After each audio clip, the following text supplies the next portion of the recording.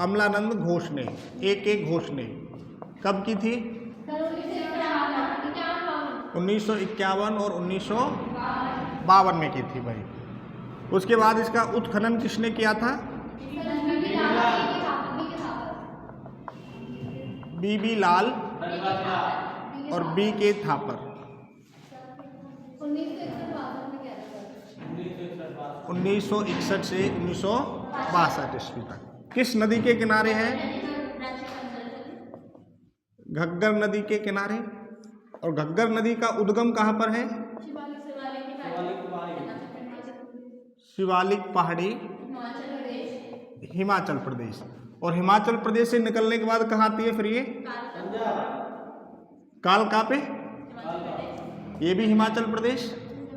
कालका के बाद पंजाब, पंजाब के बाद हरियाणा, और हरियाणा के बाद फिर ये टिब्बी तहसील हनुमानगढ़। और किस झील में गिरती है? तलवाड़ा झील में ये राजस्थान में प्रवेश करती है। यहाँ तक क्लियर है बातें? ठीक है। उसके बाद देखिए हमने फिर कुछ साक्ष्य की बात की थी भाई, कि यहाँ से किस किस चीज के प्रमाण मिले। ठीक है, तो मैंने आपको बताया था एक तो, चलो मैं आपसे पूछता हूँ, बेटा आप बताओ भूकंप का, चलो मैं लिख देता हूँ, ये मैं लिख देता हूँ। भूकंप के प्राचीनतम साक्ष्य कहाँ से मिले? कालीबंगा से मिले। अब आप बताइए कोई भी दो फैक्ट बताइए जो कालीबंगा से साक्ष्य प्राप्त हुए, कोई भी दो इनके अलावा। नोटबुक बंद कर लो थोड़ी देर के लिए, तभी तो पता चलेगा। नहीं, नंबर सभी का नंबर आएगा, टेंशन नहीं। आप बताओ। वेरी गुड, शल्य चिकित्सा। अब आपसे पूछूंगा मैं, शल्य चिकित्सा यानी ऑपरेशन के साक्ष्य मिल गए। किस बीमारी के साक्ष्य मिले हैं? नहीं, जिससे पूछूंगा बेटा वही। क्या नाम था? हाइड्रो। अच्छा, चलो वापस रिपीट कर लेंगे। एक पॉइंट हो गया, दूसरा पॉइंट और बताओ। सर यहाँ से हमें शवाधान के 3 प्रकार के मिले हैं। शवाधान के 3 प्रकार कौन कौन से? एक तो कलश, एक पूर्ण और एक आंशिक। कलश शवाधान, पूर्ण शवाधान आंशिक शवाधान और आंशिक शवाधान। ठीक है, आपका नंबर हो गया। अब आप बताइए बेटा, कोई भी 2 पॉइंट बताना है इनके अलावा। रटना थोड़ी, ये ब्रॉड माइंडेडली पढ़ना है। लकड़ी की नाली के साक्ष्य, बिल्कुल। एक पॉइंट और बताइए। ठीक है, लकड़ी की नाली के साक्ष्य। मोहरें 3 प्रकार की। कौन कौन सी हैं भाई? आयताकार, वर्गाकार और गोलाकार।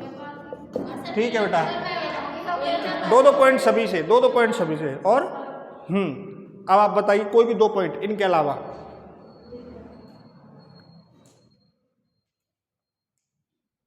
भूल गए? आप बताइए, याद कीजिए जब तक, देखना नहीं है। हाँ, और जिसमें दो फसलें की जा रही थी, 2 फसलें एक साथ की जाती थी, जैसे जोते हुए खेत, गेहूं और जौ, सरसों और चना। 2 फसल जिसमें गेहूं और जौ का युग्म एक साथ था, और सरसों और चना का साथ। बिल्कुल। नेक्स्ट बेटा आप बताओ। केवल 2 ही। हाँ, एक तो तंदूर मिल गया, तंदूर की रोटी याद आ गया। भूख लग रही है ना, इसलिए तंदूर याद आ गया। गर्त चूल्हा। बीच में नहीं बोलना। अब इस बिटिया का नंबर है, बीच में नहीं बोलना है। और बताओ एक पॉइंट और। आवाज गूंजती, आप भी चुप रहो, इनको बोलने दो। भुने हुए चावल के।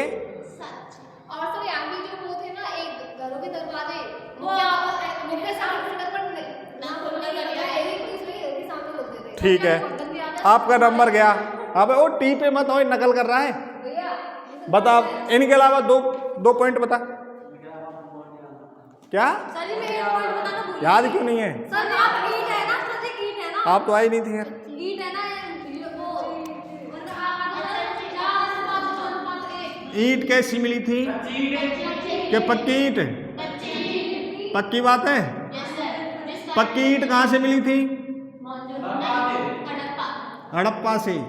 और कच्ची ईंट कालीबंगा से।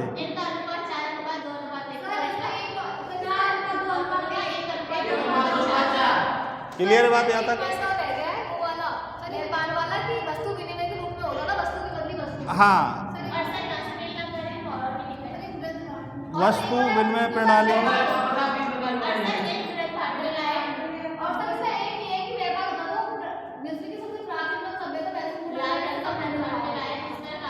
लाल रंग के मृदु भांड, ऐसे ही है ना?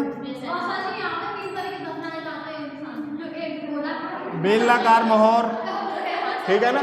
तो ये सारे पॉइंट आपको याद है। मिश्रित आकार, वेरी गुड। चलो कालीबंगा आपकी इसका मतलब अच्छे से क्लियर है। बताओ बताओ। बिल्कुल, वस्तु के बदलू वस्तु। बिल्कुल, इसके लिए बेलनाकार मोहर मिलती है। क्लियर है बात यहाँ तक? चलो अब ठीक है। और इसके अलावा देखिए यहाँ से क्या क्या मिला। अगला पॉइंट लिखना है ना, विशेषताओं में। विशेषताएं,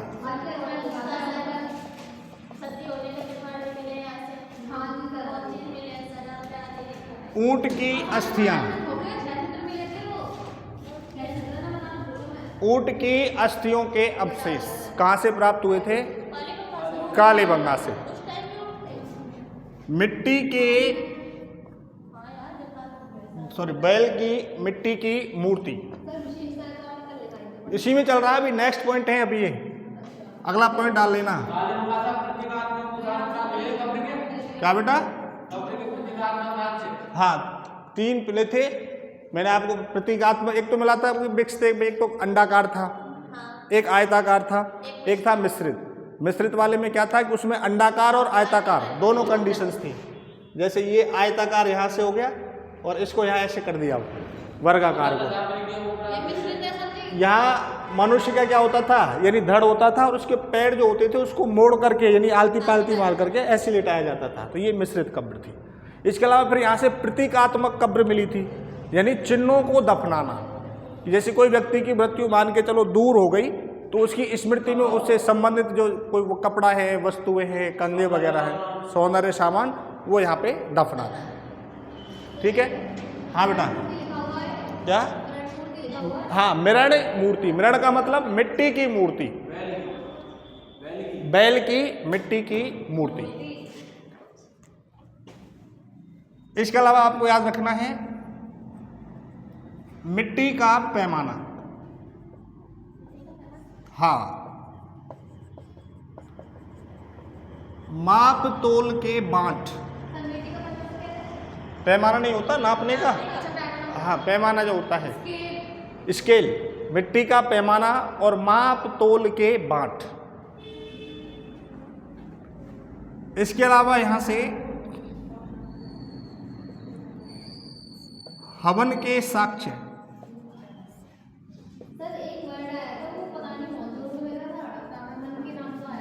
वो चनूदड़ों में बेटा, चनूदड़ों में मन के बनाने का कारखाना, यानी मालाओं के जो मोती होते हैं ना, मोती बनाए जाते थे। बलि के साक्ष्य, हवन के साक्ष्य, बलि के साक्ष्य, मिट्टी का पैमाना।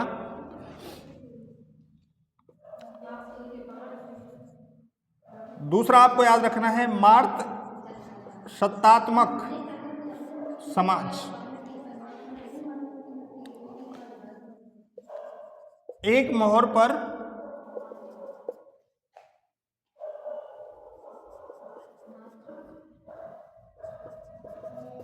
मार्त देवी और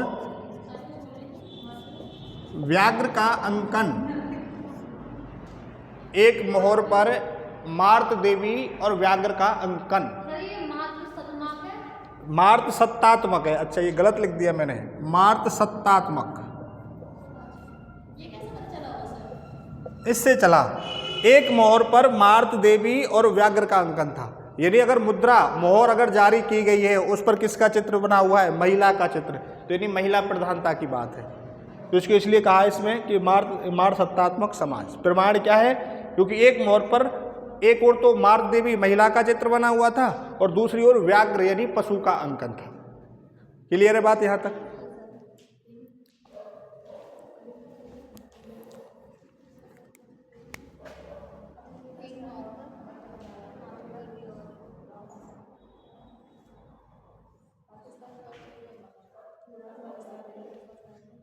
पाकिस्तान क्यों पहुंच गए आप लोग? सर मातृ देवी पर क्या लिखा हुआ है? व्याघ्र। कौन सा बेटा? व्याघ्र। व्याघ्र का अंकन।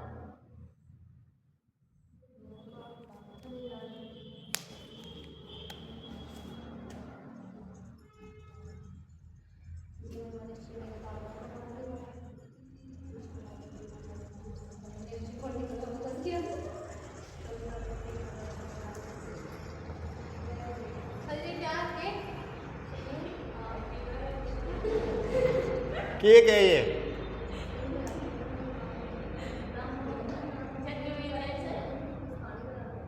यज्ञ वेदिया है ये।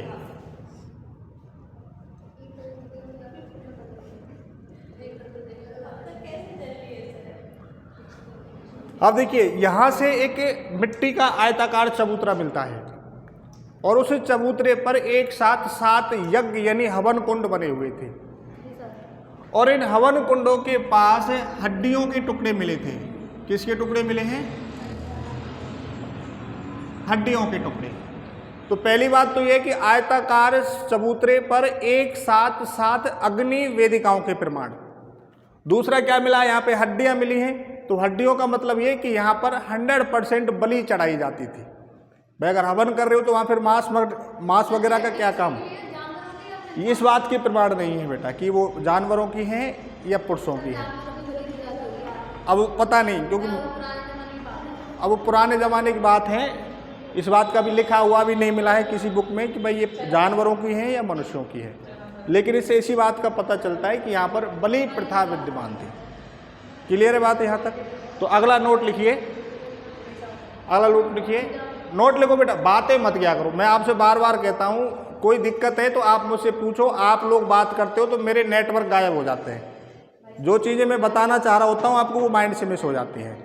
तो लिखिए, आयताकार चबूतरे पर, आयताकार चबूतरे पर एक साथ, आयताकार चबूतरे पर एक साथ 7 अग्नि वेदिकाओं के साक्ष्य, एक साथ 7 अग्नि वेदिकाओं यानी हवन कुंड, एक साथ 7 अग्नि वेदिकाओं के साक्ष्य प्राप्त हुए।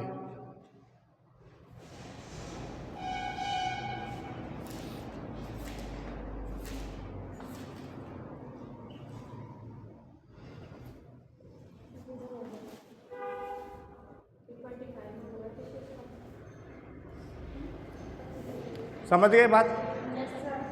अब देखिए,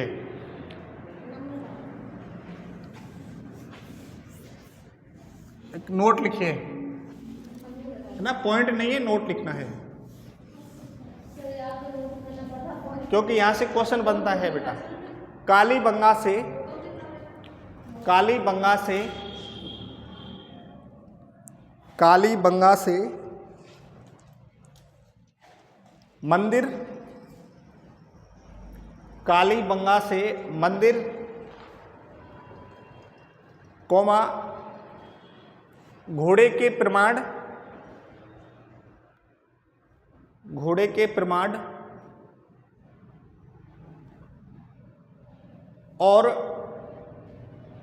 मुद्रा के साक्ष्य, और मुद्रा के साक्ष्य प्राप्त नहीं हुए, और मुद्रा के साक्ष्य प्राप्त नहीं हुए।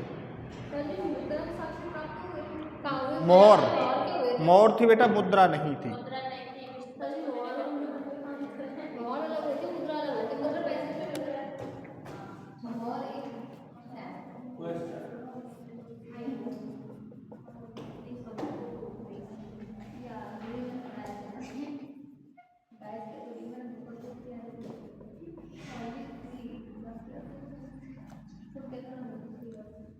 देखो आजकल जो क्वेश्चन आ रहे हैं ऐसे आएंगे आपको कि कालीबंगा से संबंधित असत्य तथ्य है या असत्य कथन है, इस प्रकार के क्वेश्चन आ रहे हैं आप। अब देखो उसमें कैसे देगा आपको। कालीबंगा से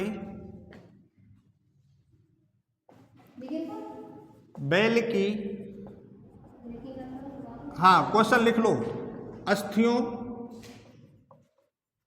के साक्ष्य प्राप्त हुए।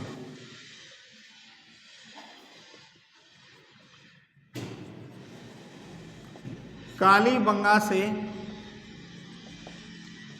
मंदिर के अवशेष प्राप्त नहीं हुए।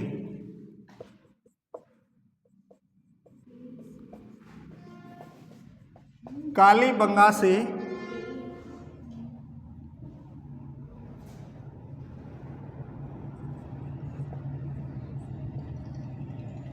ऊंट की मृण मूर्ति प्राप्त हुई।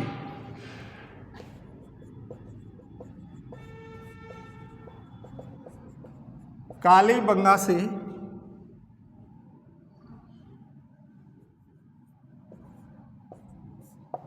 भूकंप के साक्ष्य प्राप्त हुए।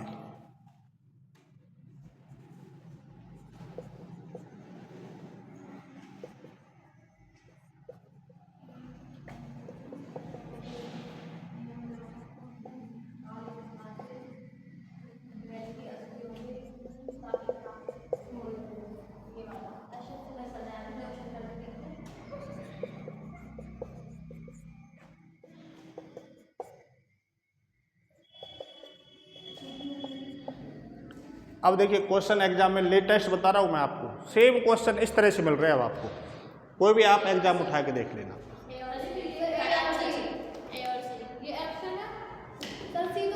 ये मैंने कोई क्वेश्चन लिखा, उससे संबंधित फैक्ट है। अब आंसर आपको यहां से सेलेक्ट करना है,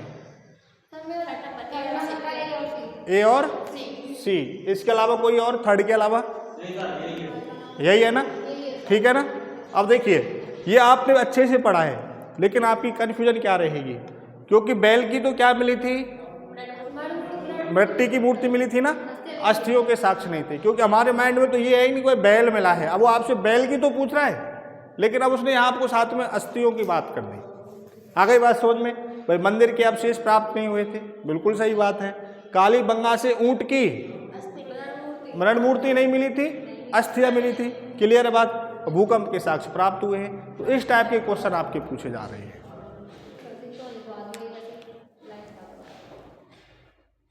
क्वेश्चंस जरूरी है बेटा, क्लैरिटी नहीं होगी तब तक दिक्कत रहेगी। बात प्रैक्टिस की है, वही आपसे मैं कह रहा हूं।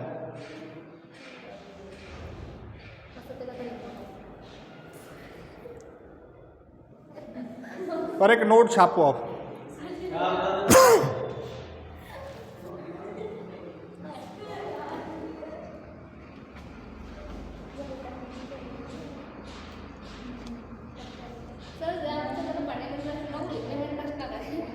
क्या बेटा?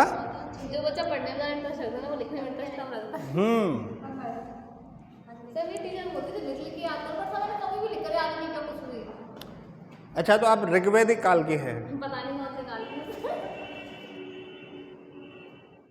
ऐसा नहीं सर जी, सर जी मेरी तो ये बात है, अगर दिमाग में बैठ गई सब चीज़ याद है, लिख भी जरूरत ना है, और याद ना आया तो सर जी कॉपी में कितनी बार लिख लो, 10 बार लिखो जब जाके याद आ जाएगा। मैं कौन सी लिखूँ सर? सर जी आपने बताया नहीं, आप कैसे क्या बेटा? मैं याद कर रहा था, मैं कालीबंगा कंप्लीट होने वाली है, कोई फैक्ट रह तो नहीं गया।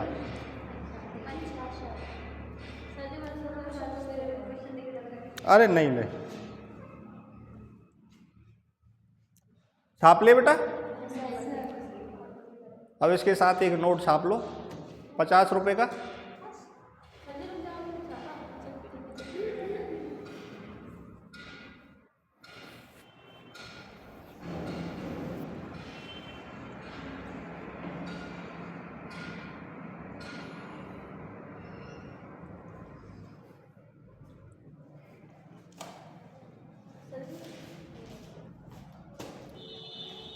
जी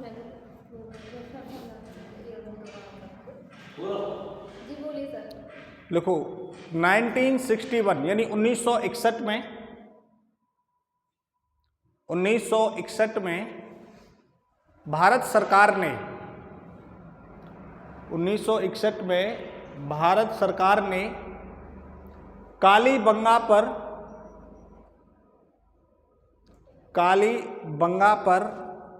90 पैसे का कालीबंगा पर 90 पैसे का डाक टिकट जारी किया था। 1961 में भारत सरकार ने कालीबंगा पर 90 पैसे का डाक टिकट जारी किया था।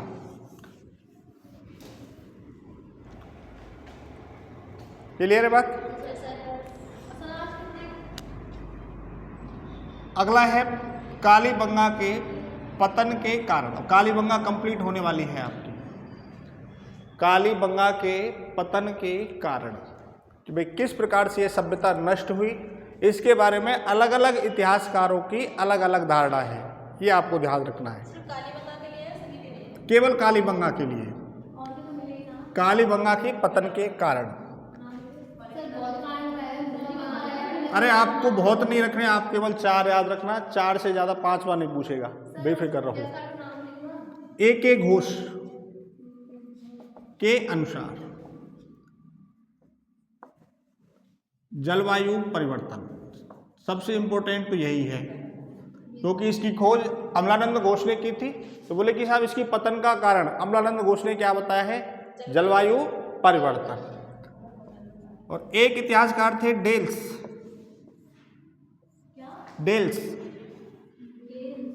हाँ,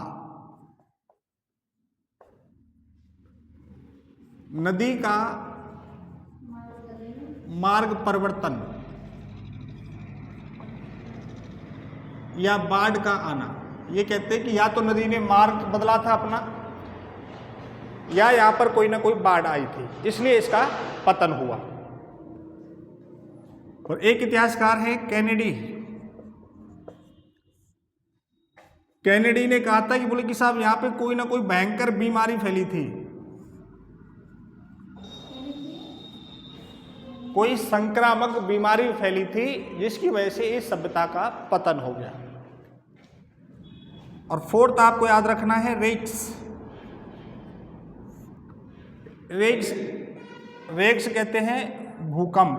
बोले कि साहब भूकंप आया था, बहुत बड़ा विनाशक भयंकर, और इस सभ्यता का विनाश कर गया।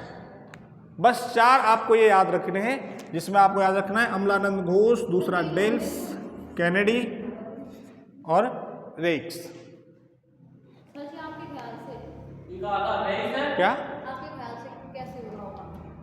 मेरे ख्याल से अगर मैं शायद कोई पुरातत्व विभाग में होता तो मैं आपको जरूर बताता, क्योंकि मैं कालीबंगा देखने गया था तो मुझे तो मिट्टी मिली। यही समझ में नहीं आया कि मैं इसके काल का भी निर्धारण कैसे करूं। तो पतन का तो मैं जब पूछूंगा। आपने देखा? हाँ देखा है, मिट्टियों के वैसे टच नहीं करने देते, दूर से ही देखने देते हैं वहाँ से। हाँ मिट्टियों बड़े वो लगते हैं, छोटे छोटे उपकरण होते हैं उनके पास, टूल्स जो वहाँ लोग लगे रहते हैं। सर मैंने जितना पढ़ा है ना इसके बारे में, तो उससे ऐसा लगता है यहाँ पे बारिश हुई थी बहुत तेज, जिस वजह से फिर नदी का परिवर्तन मान लो, बाढ़ आई थी, इस बारिश से इसका विनाश हुआ। मेरे हिसाब से मैं अगर बात करूं तो मैं तो घग्गर को लेकर के बैठता हूं भाई। घग्गर विलुप्त नदी है भाई, जो सरस्वती नदी है घग्गर, वो विलुप्त नदी है, आंतरिक प्रवाही नदी है। बोले कि साहब उसमें पानी नहीं आया होगा, तो मैं तो डेल्स को ज़्यादा वो मानता हूँ भाई, या तो उसका मार्ग परिवर्तन हुआ है या कोई बाढ़ आई है। क्योंकि घग्गर में बाढ़ आती थी तो वो पोर्ट अब्बास पाकिस्तान तक चली जाती थी। इस बारे पर प्रमाण मिलते हैं वो ज्योग्राफी के हिसाब से। मेन बात तो ये है सर, अगर नदी अपना मार्ग बदलती तो कालीबंगा सभ्यता पास जो नदी थी ना, वो आज भी नहीं बहती उधर से। हाँ हो सकता है, मैं वही तो कह रहा हूँ कि बाढ़ या नदी का ही संबंध मानो, क्योंकि वो विलुप्त हुई है। मार्ग बदलने का मतलब ये थोड़ी कि वो दूसरी साइड से निकल गई, इसका मतलब ये भी तो है विलुप्त हो गई सरस्वती नदी, आंतरिक प्रवाही नदी है।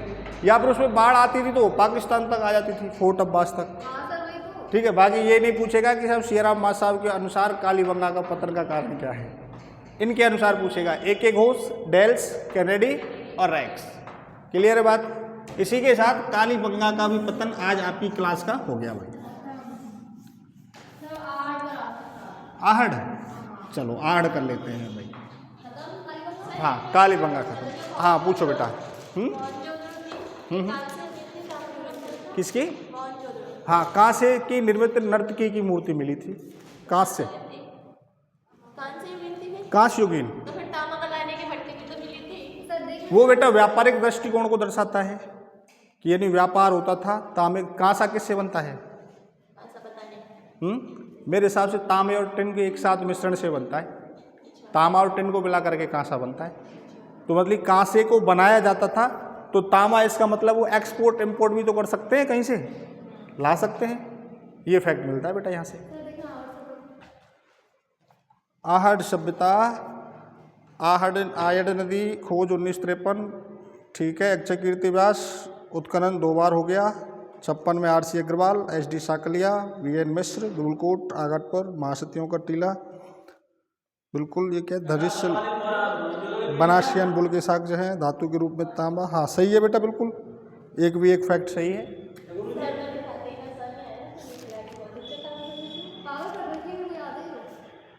अच्छा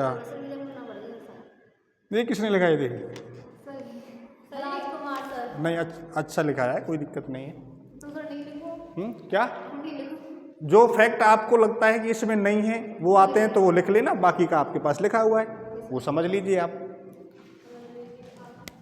ठीक है, अगली सभ्यता है भाई आहड़ सभ्यता।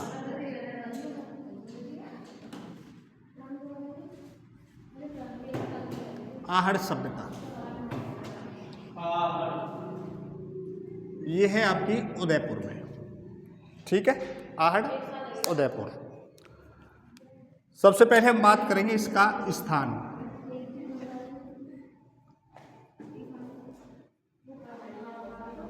आघाटपुर गांव,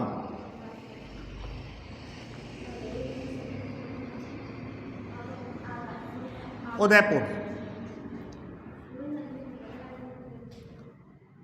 इसकी खोज की थी 1953 में। खोज एवं उत्खनन दोनों ही लिख लेना, खोज एवं उत्खनन। पंडित अक्षय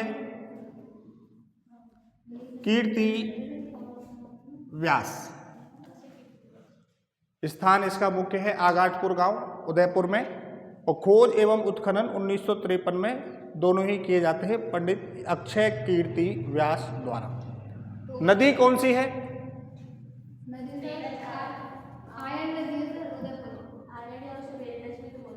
आयड़ नदी या बेड़च नदी। ठीक है, दोनों एक ही नाम है। आ गई बात समझ में? कैसे है एक नाम?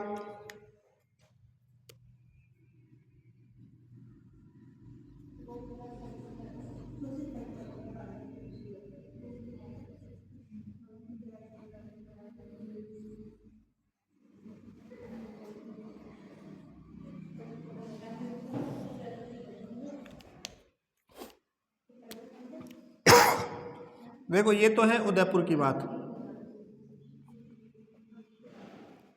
ये राजसमंद, ये चित्तौड़गढ़,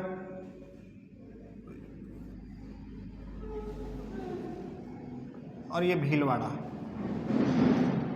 ये स्थिति आती है आपकी उदयपुर, चित्तौड़गढ़, भीलवाड़ा और राजसमंद। उदयपुर में यहाँ पे पहाड़ी है एक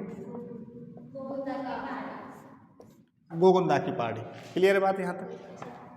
यहाँ पर एक झील है, झील है। तो जो आयड़ नदी है, कौन सी नदी है? आयड़ नदी। गोगुंदा की पहाड़ियों से इसका उद्गम स्थल है, और जब ये इस झील में आकर के गिरती है, यहाँ तक तो हम बोलते हैं इसको आयड़। और इस झील में गिरने के बाद जब ये आगे बढ़ती है तब इसको कहा जाता है बेड़च कहा जाता है। क्लियर है बात? भीलवाड़ा में इधर से आती है मेनाल। कौन सी आती है? मेनाल आती है। अब राजसमंद में और एक नदी कौन बताएगा?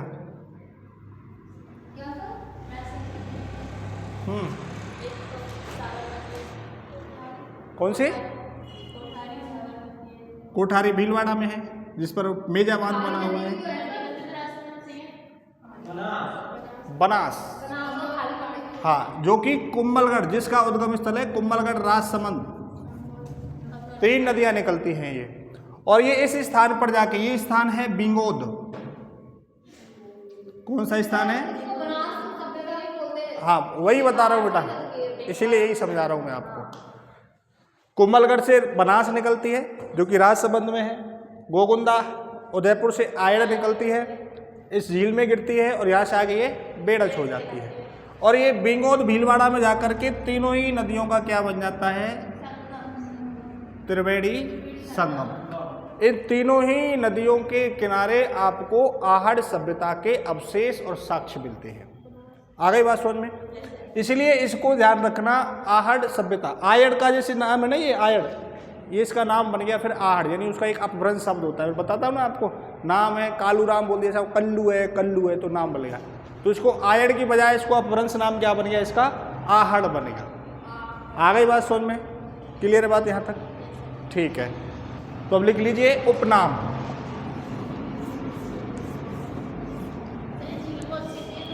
क्या बेटा?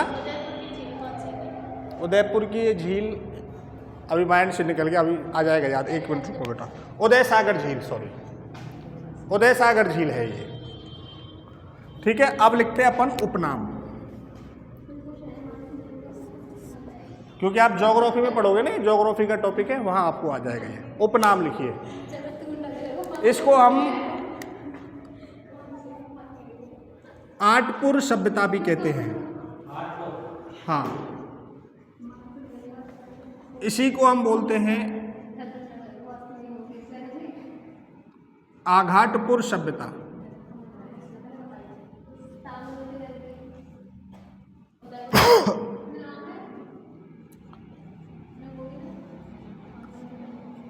इसको हम ताम्रवती सभ्यता कहते हैं। आठपुर सभ्यता, आघाटपुर सभ्यता और ताम्रवती सभ्यता। लिखा रहा हूं बेटा। इसके अलावा अगर आपसे उपनाम पूछ ले जाए तो आपको याद रखना है, इसका नाम धूलकोट। क्या नाम मिलता है? हाँ, ताम्रवती।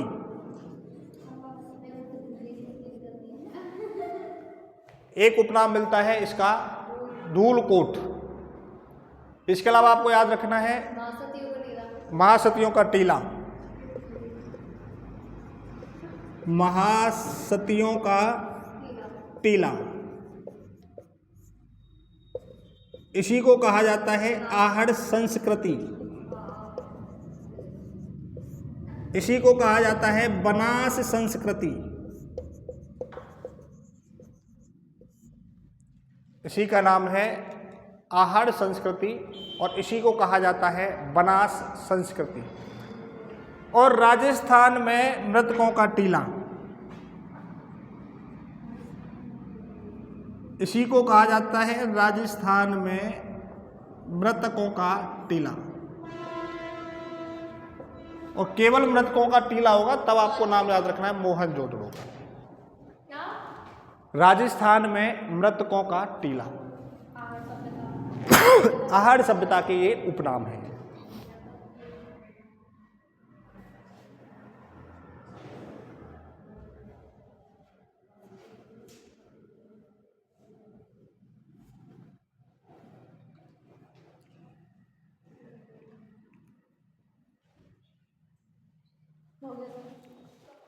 तो ये आपको उपनाम याद रखने हैं।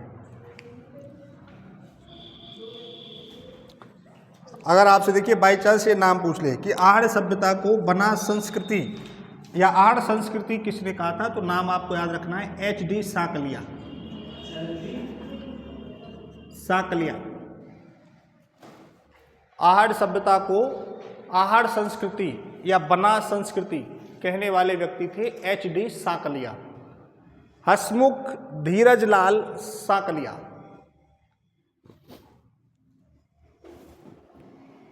हसमुख धीरजलाल साकलिया।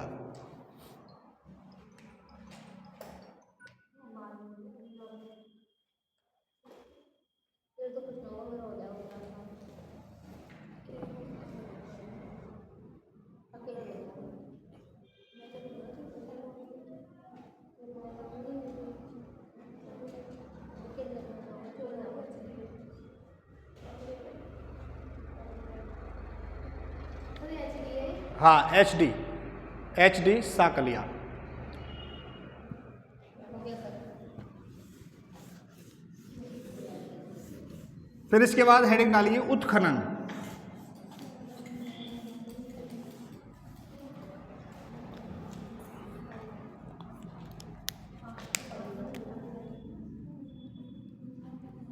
उत्खनन सबसे पहले आपको याद रखना है 1956 ईस्वी में R.C. अग्रवाल द्वारा 1956 ईस्वी में R.C. अग्रवाल द्वारा, रतन चंद्र अग्रवाल, R.C. अग्रवाल। रतन चंद्र अग्रवाल सर 1957 में हुआ था। हाँ, और दूसरी बार होता है फिर 1961 और 62 में, तब किया था ये H.D. साकलिया, हसमुख धीरजलाल साकलिया।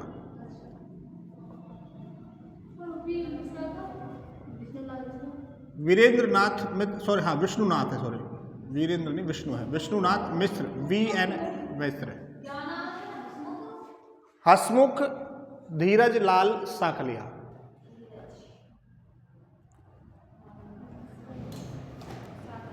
और देखिए 1961-62 में एक सभ्यता का उत्खनन और हुआ था, सर वो कालीबंगा। कालीबंगा का। किसने किया था? सर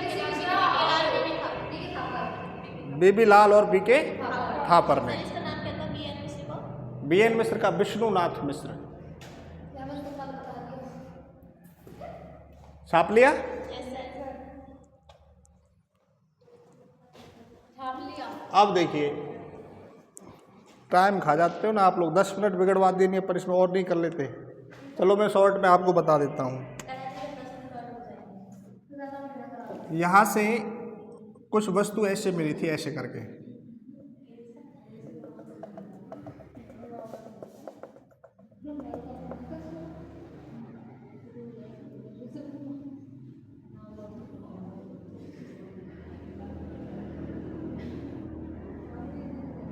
कुछ याद आ रहा है कि क्या हो सकता है?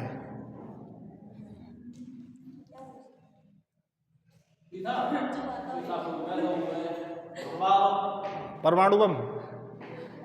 ना ही परमाणु और ना ही थोड़ी तो पेंसिल से लग रही है। टॉम एंड जेरी में बोल रहे हो छुआ होगा। अच्छा चलो, अब इनकी शक्ल इससे नहीं मिलती क्या? हाँ सर बिल्कुल लड़का।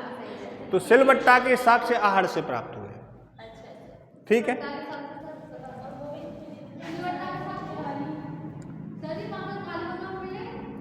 नहीं 3 से 6 चूल्हे एक घर में, हाँ इसके अलावा 3 से 6 चूल्हे एक घर में मिले हैं, क्योंकि उसमें जैसे उनका उत्खनन किया गया था तो कुछ चूल्हे फूट गए थे क्योंकि मिट्टी के थे गलाव की वजह से, तो वो कहते हैं कि ये कम से कम 3 थे और ज़्यादा से ज़्यादा ये 6 चूल्हे हैं। इसके अलावा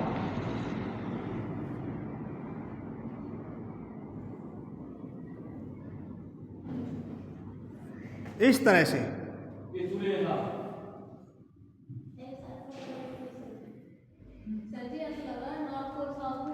है ना, नॉर्थ और साउथ हो यो एक साथ 2 चूल्हे, और वो भी इस तरह से एक दूसरे से जुड़े हुए, यानी 2 चूल्हे थे एक दूसरे से जुड़े हुए थे, और इन चूल्हों पर ऐसे एक आदमी का जैसे हाथ होता है ना, ऐसे मानव हथेली के साक्ष्य मिले हैं। तो एक साथ 2 चूल्हों का युग, वो भी एक दूसरे से जुड़े हुए। तो इसका मतलब ये कि यहाँ जो समाज था, यहाँ सामूहिक परिवार प्रथा का अवशेष है। सामूहिक परिवार प्रथा यानी मिक्स फैमिली, संयुक्त परिवार, संयुक्त परिवार के क्या मिले यहाँ से अवशेष मिले। इसके अलावा देखिए यहाँ से मकान भी बड़े शानदार मिले हैं। मकान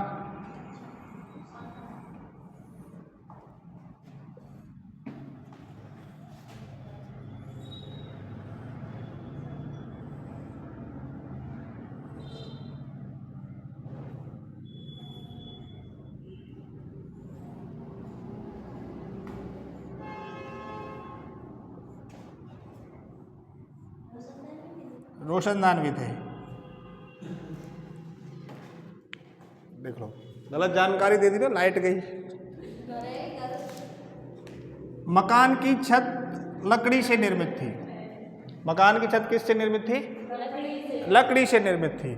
और ये वाला जो हिस्सा है, ठीक है, ईंटों से निर्मित, ईंटों से निर्मित, पक्की बेटा। इसके अलावा शिष्ट पत्थर का प्रयोग, किसका प्रयोग? शिष्ट पत्थर का प्रयोग, हाँ। और इसके अलावा फर्श में यहाँ पे एक चकमक नामक पत्थर का प्रयोग, श्रेष्ठ पत्थर का प्रयोग, और इसके अलावा यहाँ पर चकमक नामक पत्थर का प्रयोग। इसके अलावा मकानों से जल निर्माण के लिए, यानी जल निकासी की व्यवस्था के लिए ऐसे नाली आती थी और एक ऐसे गड्ढा होता था, और इस गड्ढे में मटके रख दिए जाते थे। क्या रख दिए जाते थे? मटके रख दिए जाते थे, और इन मटकों में मिट्टी डाल दी जाती थी। क्या डाल दी जाती थी? मिट्टी डाल दी जाती थी।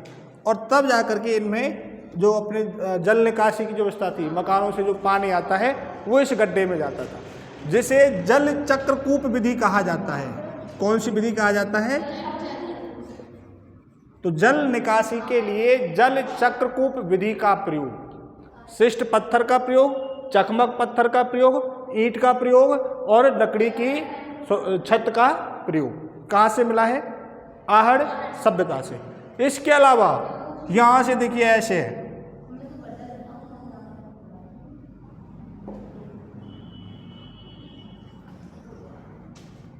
दो बड़े बर्तन मिले हैं।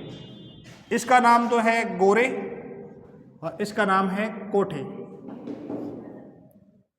गोरे और कोठे, कुछ याद आ रहा है कि ये क्या हो सकते हैं? चून भरे। कहाँ गए इंतजाम में? फिर ड्रम नहीं, ड्रम तो अब चले हैं। कुठीला, कुठीला। और इसी को राजस्थानी भाषा में कहा जाता है सोहरी, और इसी को राजस्थानी भाषा में कहा जाता है भंडेरी। ठीक है, तो दो बड़े पात्र मिले। ये अनाज भंडारण के पात्र हैं, अनाज भंडारण के पात्र हैं। और एक का नाम तो क्या रखा है इतिहासकारों ने? गोरे। और दूसरे का नाम क्या रख दिया? कोठे। इसलिए बनास संस्कृति को गोरे और कोठे की सभ्यता भी कहा जाता है। दो बड़े मृदुबाण, गोरे और कोठे। आ गई बात समझ में? बाकी का कल इनके बारे में अपन कल छापेंगे। बेटा ये बंद कर देना।